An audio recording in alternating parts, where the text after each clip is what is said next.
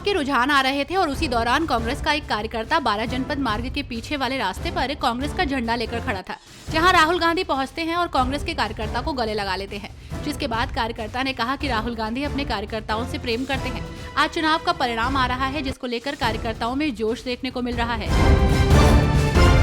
Exit poll के विपरीत रुझान आने पर आप नेता संजय सिंह ने एग्जिट पोल एजेंसियों पर बड़ा प्रहार किया है।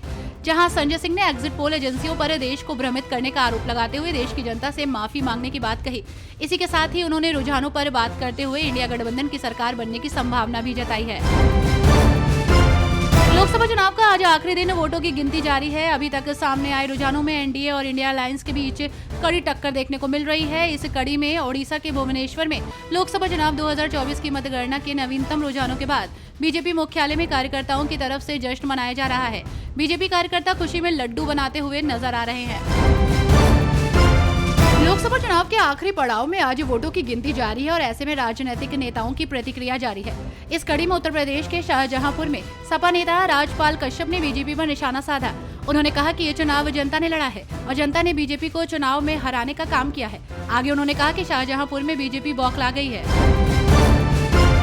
चुनाव परिणाम के रुझान में जेडीयू को बिहार में बहुमत मिलने पर जेडीयू एमएलसी खालिद अनवर ने बिहार के मुख्यमंत्री नीतीश कुमार को योग्य बताते हुए उनके कामों की सराहना की। साथ ही नीतीश कुमार के प्रधानमंत्री पद पर आसीन होने के सवाल पर उन्होंने कहा कि नीतीश कुमार जी से बेहतर प्रधानमंत्री और कौन हो सकता है।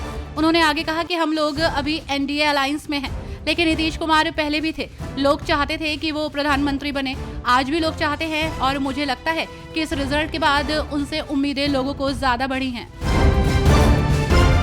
4 जून को देश की 543 लोकसभा सीटों पर काउंटिंग हो रही है और इस कड़ी में उत्तर पूर्वी दिल्ली से बीजेपी प्रत्याशी मनोज तिवारी ने कहा कि मैं पीएम मोदी, हमारे नेतृत्व और हमारे क्षेत्र के लोगों का धन्यवाद करता हूं।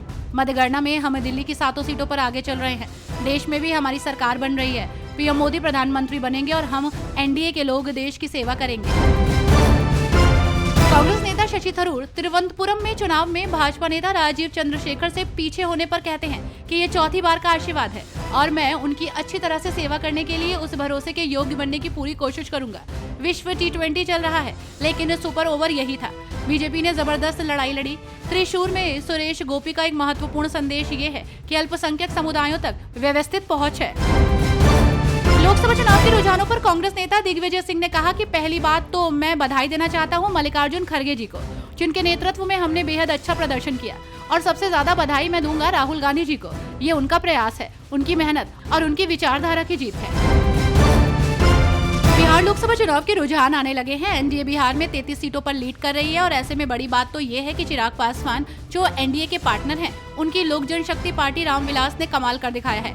5 सीटों पर चुनाव लड़ने वाली लोजपा 5 सीटों पर लीड कर रही है, जिससे साफ जाहिर है कि चिराग पासवान की स्ट्राइक रेट 100% दिख रही है।